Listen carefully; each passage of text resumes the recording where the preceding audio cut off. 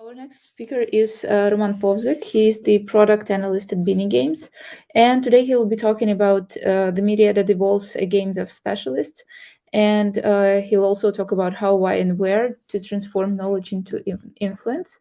So, welcome, Roman. Can you hear me? Yeah, I can hear you. Thanks. Cool. Well, welcome back. Yeah, nice to see you. Yeah, nice to see you too. So, whenever you're ready, you can start your presentation. I guess everyone can see it already. So, Mhm. yeah. Yeah, so for me, thank for me to be part of this conference, and I'm glad to be here. So I would like for you to give you some tips that helped me during my work and during my life to work with media for develop my expertise, to showcase my expertise. And I think as you work in game dev, so you can use these tips for your use. And it's about how, why, and where you can transform your knowledge into influence. Firstly, about myself, I'm Roman. I'm from Ukraine. I work as a product analyst in a company called Bini Games, and I'm a switcher. I transitioned to this sphere 2 years ago from working with social media. So it is very easy for me to combine this previous knowledge working with social media, with media, working with article, video, and so on, and this expertise working with data analytics, working in game dev. And it's helped me to work with media better, to know what I can pay attention, and so on. And a little bit about Bini Games. So it is Ukrainian company. We create mobile games application for preschool children. There are more than 200 contractors that now involved in this work, like developers, artists, animators, managers, analysts, support, and so on. And we're glad that we can create Ukrainian products for global users, and kids all around the world could use our app and enjoy it. And this is some examples of images from our app. For example, in this app that I was previously involved in, you can draw a character, this character animate, and then you can play with it and also have joy. So, a little bit about the results that for now I had during these 2 years of me working as a data analyst, and beside my job working with media for evolving this expertise. So it's like mostly article on DOE. DOE is the biggest Ukrainian IT media. It's couple of webinars, couple of podcasts that was involved as a guest, and I will try to showcase you some of examples of it. It's not so big collection for 2 years, but still it is something that I created without. Without my work, so it's beside it. So I think it is quite a nice collection for me.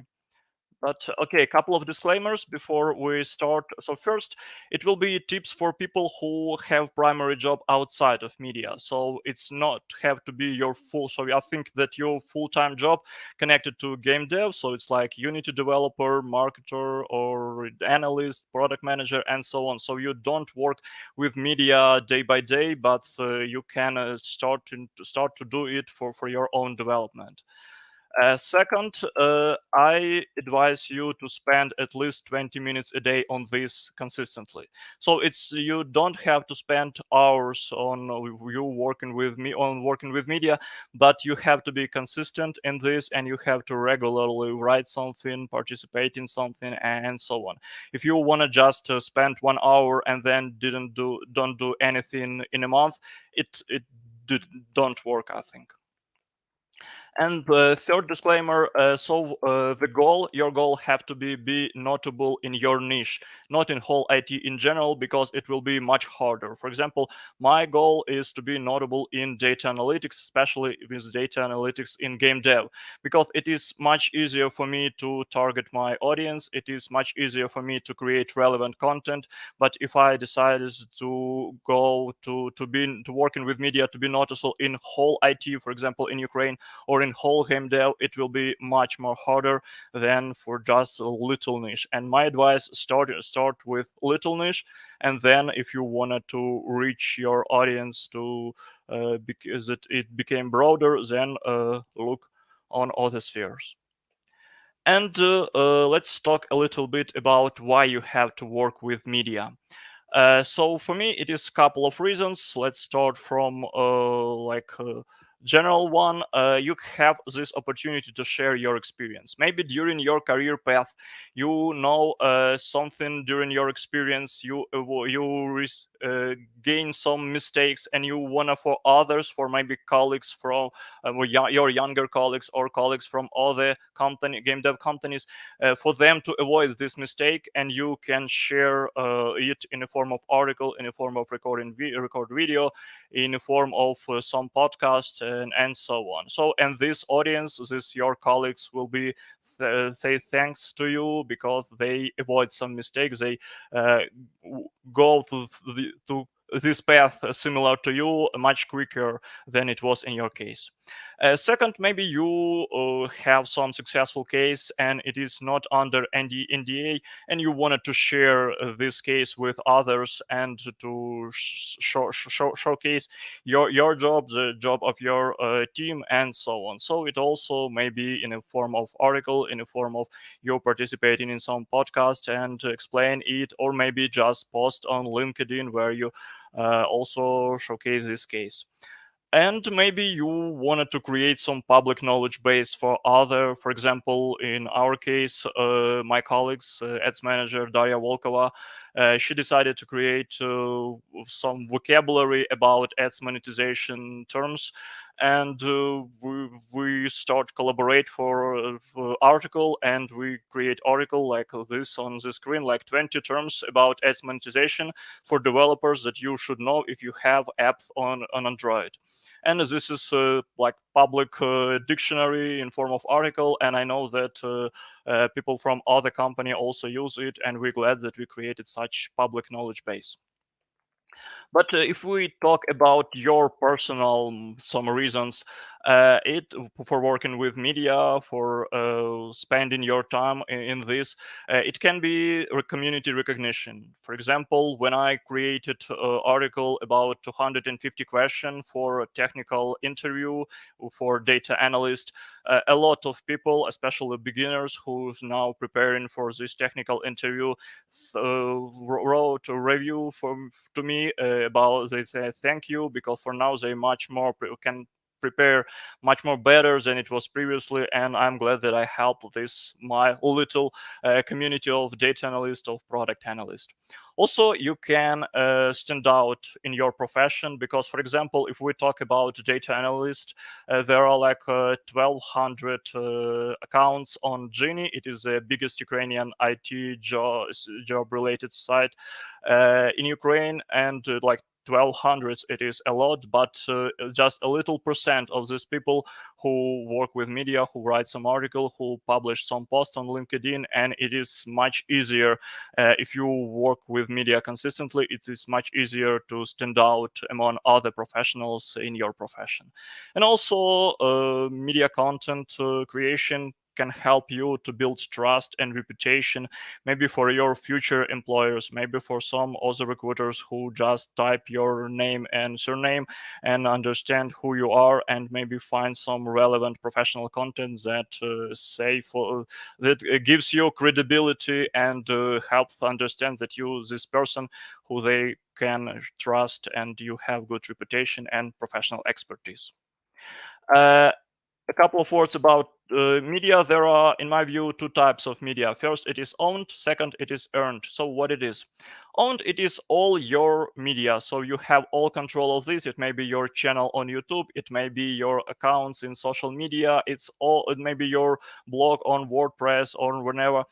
So it's something that you control all. You can publish there whenever you want if it's not interrupt platform's policy. But there are some coins on this, not only pros. So you have to grow your audience because you're starting from zero. There are no audience, nobody knows you, you haven't any trust for this maybe potential audience. So you have to gain it and grow it by yourself.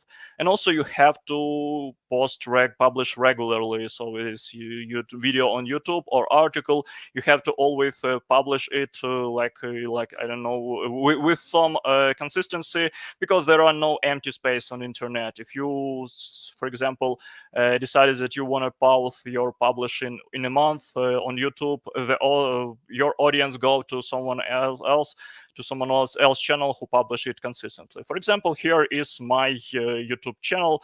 I publish there only my mentorship session with beginners in data analytics, because I think it's helpful for all the beginners who may watch this video and also receive some answer on questions that they already had. And about earned media, it is I like this type of media most. Okay, what it is? It is media that you not in your control. So it is someone else media, but you can participate there as a guest. So there is some gatekeeper, like if we talk about our media that publish article, it is editor, and you are just a guest, and this gatekeeper, it's the barrier between you and the audience of this media. But there are some pros. So, for example, this media already has some existing audience. For example, it is a YouTube channel from Dow. They have like 80,000 subscribers, and this audience already have trust to this media. And you can only, your task will be very easy. To be honest, it is create high quality content one more time. So to become a guest, for example, in Dow, last autumn, I participate for their book club section, and we discuss book Sprint. And we received this video received 11,000 views. It is 3 times more than in whole my YouTube channel. Yeah, so it is, if you work with some earned media, if you participate as a guest on some earned media as a contributor, it will be much easier and quicker for you to receive some reach, to receive some, and also if this media with good reputation, with good expertise, it also, you can take part of this good reputation too. But if we talk about like what type of media you can use, what you can use for your present as a professional, I will discuss a couple of types. So first, it is LinkedIn, or it can be any social networks. But my advice is more for professional content. You can use LinkedIn because it's created as a professional network. Also, it can be article in some professional media, some professional publication. So it's like this type with the DOE, and I explain it further more deeply. And also it can be some vlogs on YouTube or podcast on Spotify. So I decided to divide this next talk on intersection, next part of talk of intersection, and we'll discuss all of this. So, but the main rule is that you have to use these mediums that you're comfortable working with. For example, in my case, for me, it is the most comfortable working with article, because I have a lot of time and can take all my thoughts on some topic and write it down. I can reread it. I can even edit it after publishing, as I work in with blog section. So for me, it is much easier to work not with video, but I will like participate with video also. So it's have to be comfortable for you. If you like short video, you can use TikTok or Instagram Reels. If you also like to think deeply, to write long text, you can use some media article, or you can use Medium, and so on. So it depends on you, but first rule, it have to be comfortable for you, because if it's not, you will stop doing it. And before you start in content creation, you have to think about yourself. So what you wanted to connect with your content. So it have to be like your profession, your field, some maybe associations that you wanted to create, connecting with you, your interest, your uniqueness, and so on. For example, in my case, I'd like for this with my content association about data analytics, because it is my profession, association with game development, because it is industry where I work, and also I would like to associate it with mentoring beginners, because it's like my hobbies, something that I do in my spare time. And for example, when I had photo session, I take with myself a couple of things. For example, joystick, because I would like to have some photo that connected to games, and book about data science, because I'm also working as a data specialist, and I would like to have some photos that stand out it, that show it. And let's talk about first section, LinkedIn. So a lot when I talk about LinkedIn to other people, to my friends, said, okay, you have to post, try to post there some publication and so on. They always said that they don't know what they can write there and so on. So it can be anything that fits the image that we talked previously about you and your profession, about this association. So it can be some career move. For example, you quit from your current company, or you're starting like new career in other company, you can write about it. Or maybe you have some promotion, you also may wrote about it. You have some professional insights from your work, some ideas that you wanted to share with others, that you wanted to discuss with others, especially with people from your expertise. You can also write about it. You participate in some kind of event like webinars or voice chat and so on. So you all also, if you have some like announcement, you can create a post about it. If you wrote some publication in media, some article, it is also relevant to your it's also your professional content and relevant to this image that you wanted to establish in the eyes of others. So you can post it. Maybe you start in your new initiative, new project, some volunteering project and so on. Especially if it's connected to your profession, you have to publish it and show to your audience. So there are a lot of topics that you can create on LinkedIn, and it's up to you, but I advise you to start even if you fear of something to do it.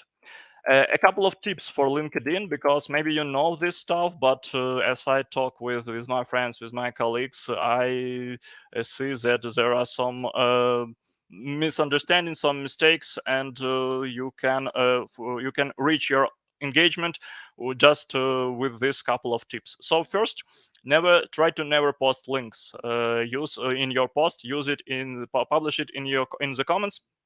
Why this? As every social network, LinkedIn didn't like you to go away from other side, and that's why was because why as you publish this link in the post, LinkedIn lower your engagement and less audience see it. Also, every time when you try to write something on LinkedIn, try to take care about visuals. So something that you can add to your text, preferably it's have to be your own photo if it's relevant to the topic that you write. Why this? Because people follow you, people connect with you, they wanted to know about you, and if this post about something, some your move, some your initiative, some your event, it have to be you. And there are a lot of chances that even if you publish some boring text but with good images, your followers like this image and also give you engagement and say to this network that it is interesting content, and the network show it to more people. Also, you have to check every text for value to the audience, because it is the main it is the main currency of network. You have to bring some value to the people, to the audience. They spend like half a minute or a couple of seconds on your post. They have to receive some value, and if they receive this value, they thank you with their comments, likes, repost, and so on. But the main fuel for every social network is comments. So you have to think always about discussion, about some advice that you can ask in your audience. The more comment will be under your post, the better it will be for algorithms of this social network. It's mean that this content is interesting, this content is relevant, and the network started to show it to more audience. For example, like 2 months ago, I work on an article about this 250 question for technical interview for data analyst, and I collect 150 question, and then I stopped. I didn't know any additional questions, so I decided that I can use power of force of LinkedIn. So I said that okay. people, I work on this article. Please tell me some questions that you already had on job interview, especially in analytics, because it will be helpful for other and so on. So I received a lot of comments, and it's not enough just to receive comments. You have to answer on under every comments, because maybe there you create some threads, some discussion, and also the more comments you there will be under your post, the better it is. And after I collect this additional 100 questions that I didn't have at that time, so I create article, I publish it, and also I try to use all these tips that I talked previously. So I publish a link in comments, not in the post. I try to give some value in the text, even without article. I try to publish visuals, thanks for Do, with my photo. And also at the end, I wrote that I'm glad to read a review if you like this article or not, to receive more comments, not just people click on my article, read it, and don't create any engagement with my post. So it's something that you have to think every time you post something if you wanted to receive to large audience. And this is under this post. This post received almost 6,000 views. It is for now the most popular my post, and previous post received like 10,000 views. So it's work in my case, and I believe that it will work in your case also. So every time think about engagement, because it is the most relevant tools for you to reach your audience. Also, if we talk about working with social media, a lot of people remember about content plan. So it's something that have date and have topic, what you wanted to write, and so on. So do you need content plan? It depends on the how often you plan to publish post. For example, in my case, I'm not often publish. I'm like publish posts once a month, maybe sometimes or more often. But for me, it is enough to know what will be my next idea for post and when I wanted to publish it. But if you can specify, not take in your head, but take it out, you can create some content plan where you can write. So what is it? Right? What is the topic? Will be what is the deadline where you wanted to publish it, and so on. And also, I would like to advise you, try to publish only at that time when you have something to share, when you want something to share. Because just publish because your content plan says that you have to publish it this day, because it's like 2 weeks without post and so on. It's I think it's may not be valuable for audience. You start to creating something that maybe not relevant, and if you have no idea in this time for content creation, maybe you have to stop and think more deeply about these ideas. But people sometimes, when we talk about creating content, people say it about imposter syndrome. So people scary their inner voice that said that who do you think you are? Why your thoughts? Someone have to care about your thoughts. People also scary because they think that a lot of people come to their comments and say it, bad stuff. Also, people scare that their post will not receive some engagement and nobody sees this post. I would like, for first, when you deal with your inner voice, some tricks that I received from my mentor, Hawa Yakuba. Uh, Try to name your inner voice. So not look at it as your own voice, look at it as someone's different voice. Name it and then say it, shut up. To be honest, in my case, it is very valuable and helpful, and it works, and I think you can try it. Also, if you're afraid some real critics who come to your comments and try to say bad stuff, set for yourself a number of these critics. And for example, okay, let's imagine that if 15 critics come to your comments and say bad stuff about you, about your talent, about your expertise, then you stop to creating content. But to be honest, in reality, it will never happen, I think. And about little reach, little engagement under your post, I believe that even reach of 100 people is better than zero. So if you start publish content and you have a little audience, or you even not have any audience, just try. Okay, if you create invaluable content, your audience will grow and your engagement will grow with the time, but not at one time. And okay, we stopped on LinkedIn. Next section about working with professional media. So it's like big sites that have some news, that had maybe some columns section, and you can where you can participate as a contributor, for example.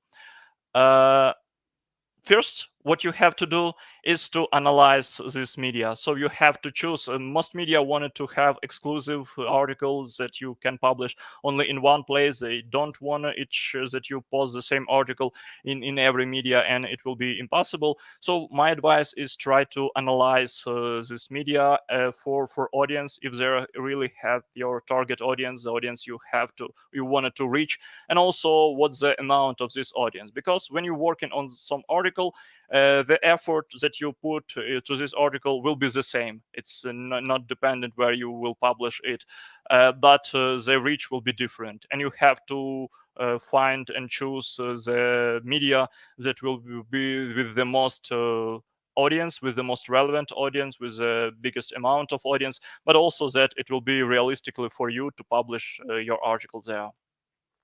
If in case I'm talking about article, it's something your thoughts, or maybe your something case on specific professional topic. So it's something that with text, with visuals that you wanted to share to the audience.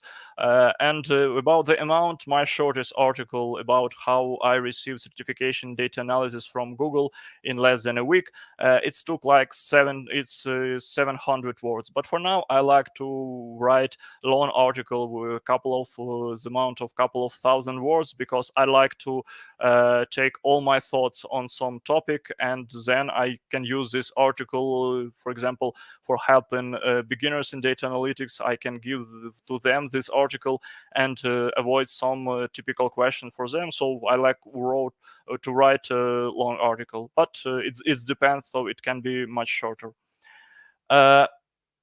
About the article, about the algorithm. So what you have to do firstly, before you even start write something. So first you have to determine the topic you have to say something about.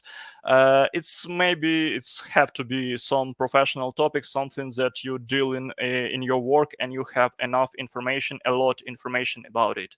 Then you have to think about the structure of this text. So you can divide this idea on some kind of little blocks that like building blocks will be your article consist of. Also, with these blocks, you have to find some interesting examples. For example, statistics, facts, maybe some stories that prove your theses, that show your work. Because if you talk only in abstract way, for example, about pet projects, so what it is and so on, without any examples, without any facts, without any examples from your life or people or your colleagues, it will be not so interesting, and not so less relevant. Maybe relevant, but less. Also, you have to think about visuals. So something that you can share. For example, if you write article about some tools, you can take a screenshot about it. If you wrote article about some code, you can add like screenshot with this code. If you're talking about some person, you can add photograph with this person. So because it will be much interesting to read article with the visuals, not just plain text, even if it's really relevant and professional text. And then you have to think what value you bring to this text. Why someone have to spend like minutes to 10 minutes, half an hour on your article? What value this audience received from it? Also, okay, for example, you decided what topic you wanted to write and so on. So as I told previously, you have to decide for desired platform. So what's the media you wanted to publish your article?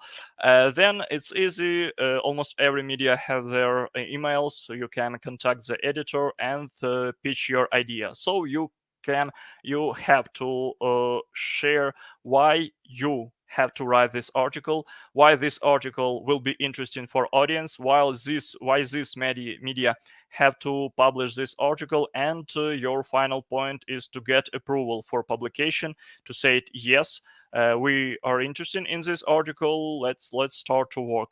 Why it is matter? Because it's maybe a situation when you wrote some article or good professional relevant text, but this media didn't like it, it's not in their policy standard, or maybe they already had article on this topic, and you didn't add any value, any something new to this topic, so they must to reject your article. And it's something that didn't need for anyone, so it's better to get this approval and then start working on this text.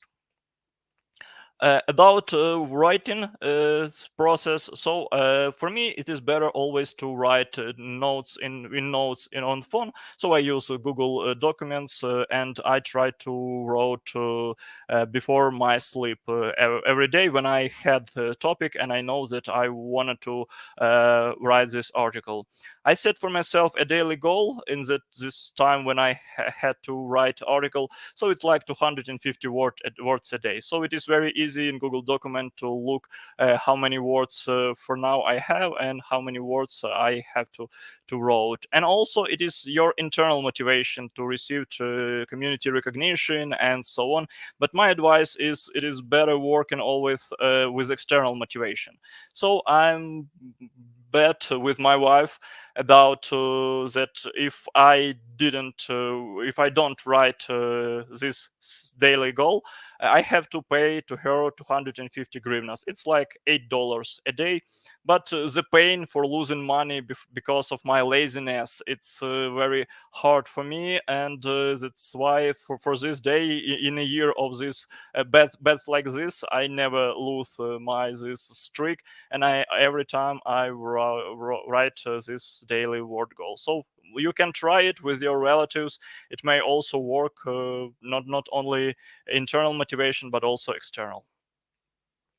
And after you finish writing your article, so finally you have to proofread it, you have to edit it. In my case, I try to cut out 10% of the text.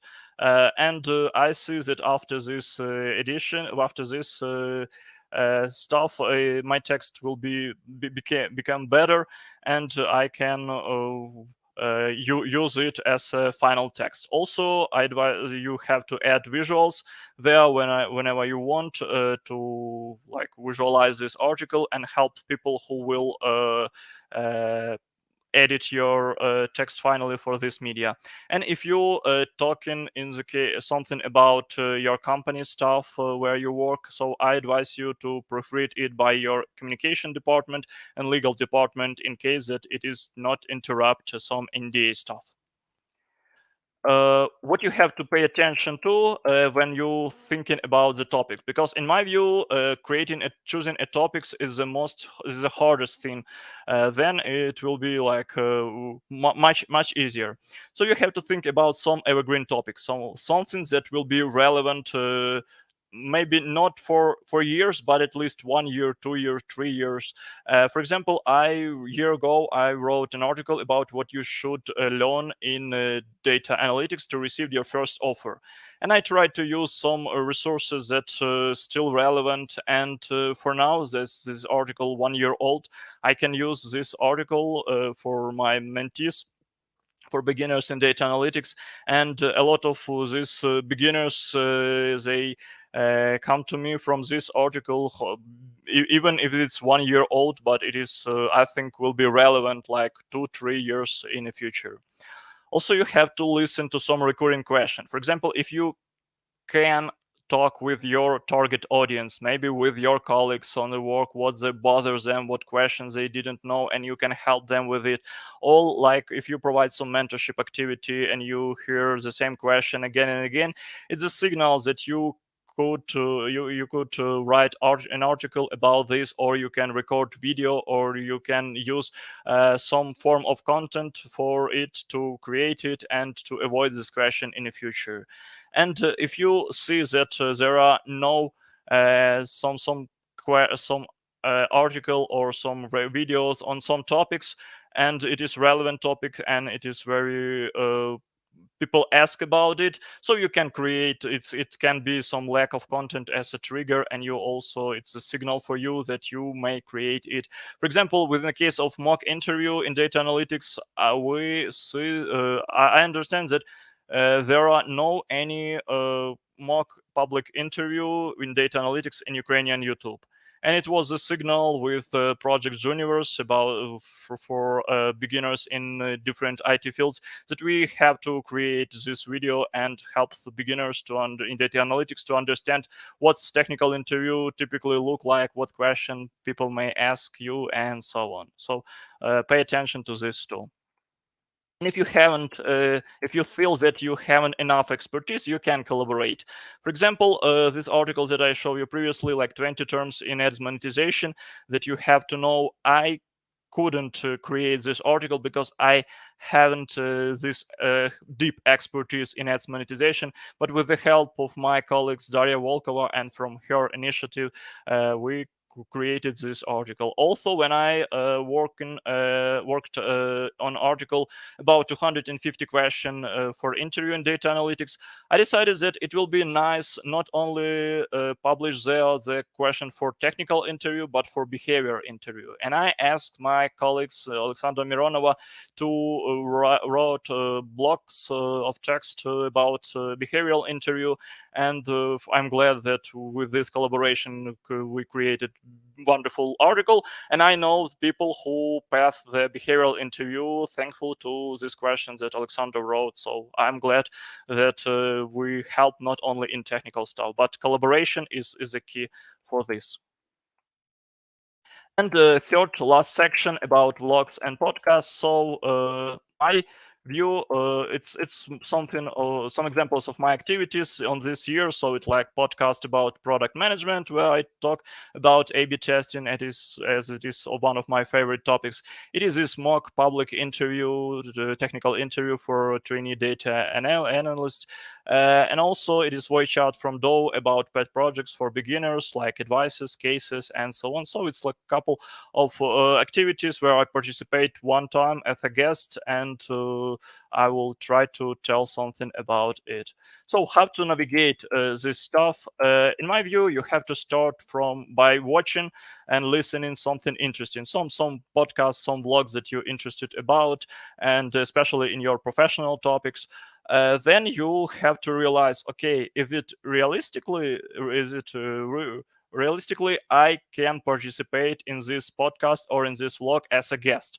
Of course, if you listen like Lenny's podcast, it will be very hard to participate there because you have to be world-class specialist and so on. But in case if it's maybe some podcast from your own country, it will be easier for this. Not much easier, but at least easier. So if you decided that, okay, it is realistically for me to participate in this kind of podcast, I advise you to listen like at least 5 episodes, or even whole podcast if it's not many episodes, to understand better the host, to understand better the topic of this podcast, to understand better the content of this podcast. And then like in case about the article, you pitch yourself. So you write to this host and tell about yourself, tell about your expertise, why you have to be, where you may be valuable guest for this podcast, and try to maybe showcase your previous examples of podcasts that you participate. It's like social proof that you're really good speaker, and so on. And you can receive rejection or approval for this, and you have to also have some motivation. So why you will participate in this podcast, not only for be more visible and to show your expertise. For example, my motivation will be to create more content about data analyst, about data analytics, about A/B testing, because I like this specialty, I like this sphere, but it is not so popular in my case among people who decided to start IT career or game dev career, and I want to maybe someone who for now decided which path they have to choose. Maybe they see some of my content and decided to start their career in data analytics, and I will be glad. So what you have to shoot in mind if you get approval, in case you should, if in case you get approval. So firstly, you have to understand if it will be online or offline, because it's totally different approach. Then you have to understand if it's online, okay, or if it will be live or recorded. In case that you, for now, have no experience with vlogs, with podcast, my advice starting with recorded stuff, because in live issue, maybe you will be nervous much bigger than with pre-recorded video. Also, you have to think about your appearance, your background. For example, if we talk about podcast, I like use my background with books, even if it's not connecting to data analytics in any case. Also, you have to think about your camera, about your lighting, as it is like visual stuff. If we talk about some podcasts that have their video appearance, not only listening. And especially my advice as someone who have a dog and a cat, your pets have to be well fed during this time of recording or live, because if they are hungry, they interrupt your podcast and they will show themselves until you well fed them. And about preparation, so if you had some question before the podcast that the host will give you answer you, it is better for you to ask you. It is better for you to prepare for this. So you have to find some statistics, some interesting facts, some interesting story that you can answer on this question. You can even practice with your family. So your someone from your relatives will be like a host and ask you this question. And also, I don't advise you to write down some answers in case that you can read it during this record. Why this? Because it will be noticeable. Your eyes will be running, and audience understands that you read somewhere. For example, in my case, even if I forget if I afraid that I may forget something, I try to write tips in the form of hieroglyphs, and it's like examples of these hieroglyphs that I have to look just one for 1 second and understand what I wanted to say it, and don't forget any valuable stuff. So you may use it, but to be honest, it is better to prepare for this and try to train with your relatives.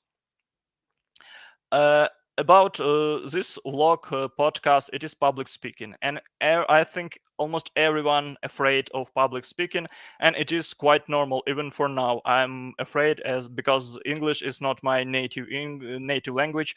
But you may be afraid, but you have to deal with this fear. So my advice, if this something that consists of you talking with some host, try focus solely on this speaker, on this host, and try to interest only this person, not to think about whole audience.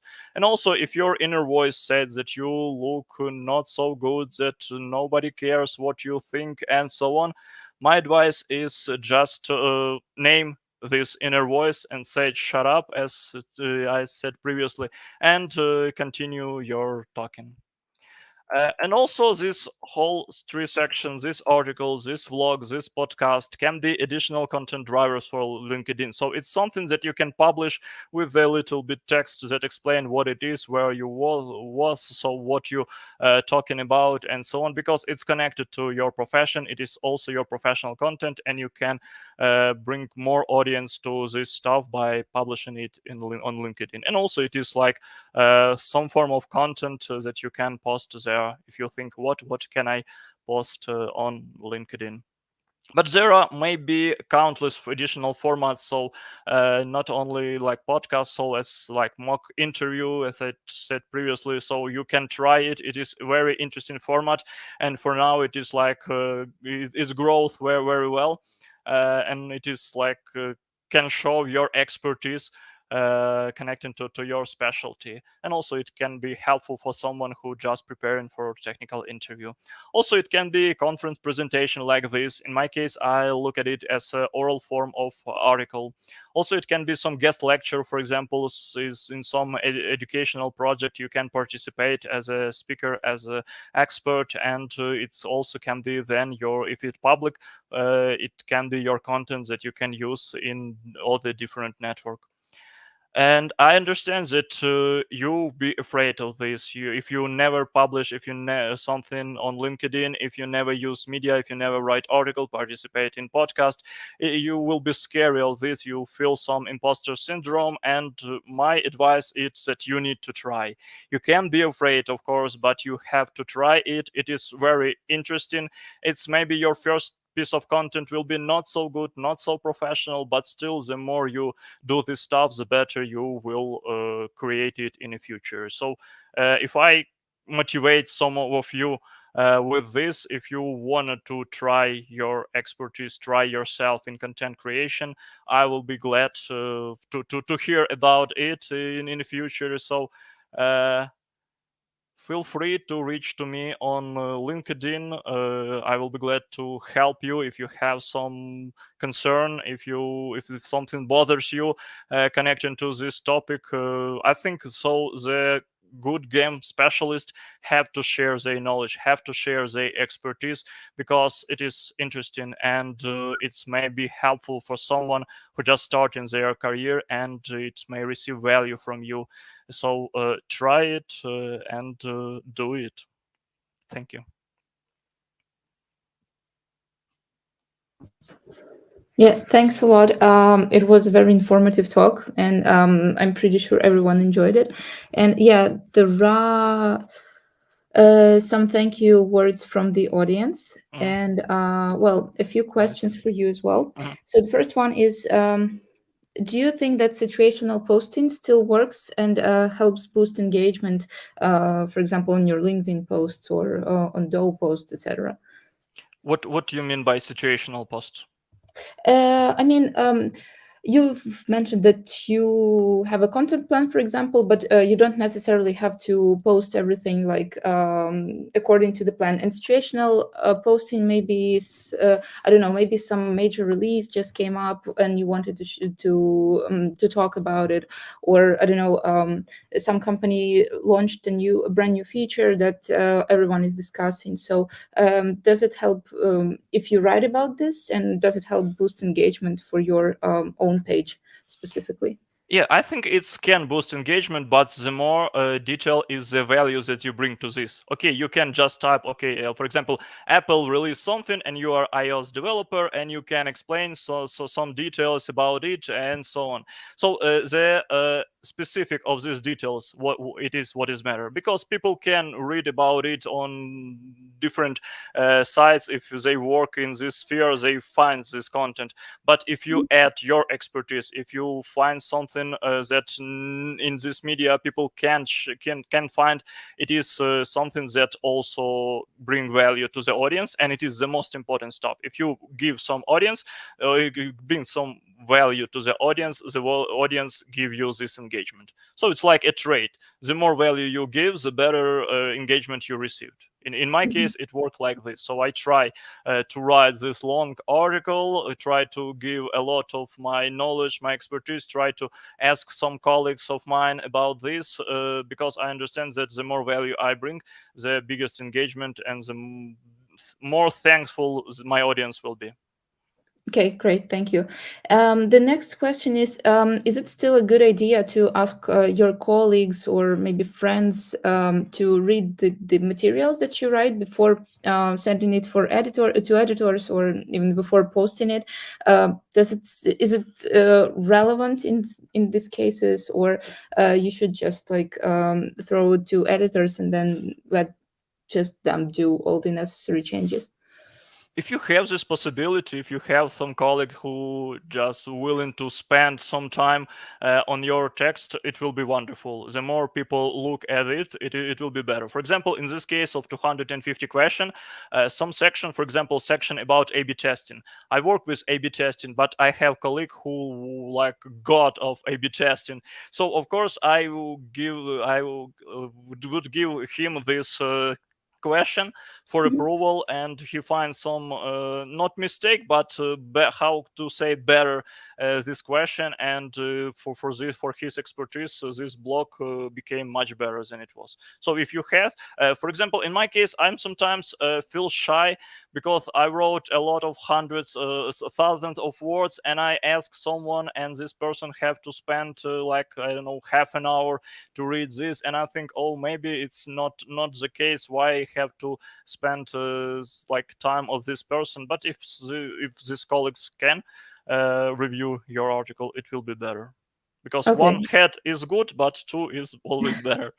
Yeah, sure it is.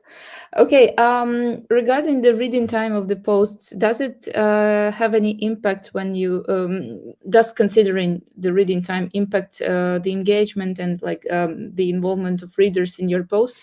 Because well, if we are talking about a list of 250 questions, it's easier to consume because it's like a bulleted list and it's easier to read initially. But when we are talking about like a really consistent long read with not that many images or bullet lists or tables, etc. Um, so does the reading time in this case have any impact on the post that you write, like on We the engagement mhm. or We talk about LinkedIn, or we talk about like professional media? let's talk LinkedIn, for example. Yeah, In we LinkedIn, most I don't publish like whole text of my article here, so I know. So for this professional media, it's helpful for me because I can publish it there with all these visuals, with maybe some embedded video from YouTube and so on. So it's something, a large piece of content. And on LinkedIn, to promote this article, I wrote like three sections, so a couple of sentences where I talk what the great essence. So why you should read this article, what the section it's about, why how I collect this article, why it will be valuable for you, and so on. So it's like just like teaser of this article. So I wrote like post in, I don't know, 100 words and visuals. That's all. And if this person interested this article, this person can go to the commentary and read this link. So Mhm. for me, it's Okay, better. yeah. I don't know. I think in LinkedIn's algorithm, I think if you stopped on some post and stay here even without any like post or comments, if you stay for some time, it count as engagement, and it's Mhm. also helpful for posts. But I haven't any provenance for this, and I wrote like short post. There, the main value for this post is to promote my article, to motivate someone to go to it and to read it. If we talk about article. Oh, okay, got it. Yeah, I actually thought that you were also writing like articles inside LinkedIn, not No, just no, no, like no. short I notes. did. Oh, I okay. saw some of my colleague use it, but I Mhm. didn't. Okay, yep, got it. Thanks. Okay, the next question is okay, how important it is to update the content that's already live, and do all the services allow you to edit the material? For example, if you need to update the figures or maybe just add some more information or change it a little bit, like. It's dependent on the platform. So for example, in case of Dove, I work as a contributor, so I Mhm, had this possibility. If there's something missing or some mistake, I can, even after publishing it, so I can edit it. And in case, for example, this 250 question, I still received some question for people who already was on this technical interview, so I mhm, add this question because I know that it will be, this article will be uh, mm, uh, more relevant for this, because there are additional questions. So if you have this possibility, because you may participate as a contributor in some media that just publish your text, and you can't edit it, and you have to ask editors to mhm, change something and so on. But I think you don't want to bother editor all the time. And in case if you are like contributor with a editorial possibility, it will be always better to change something if something irrelevant with the time. For example, with the time, some images, some links on images, or some links on resources maybe became broken, and so on. So I try to look at it from time to time, because I still use this article in for my mentorship. Okay, got it. Well, looks like we are out of questions.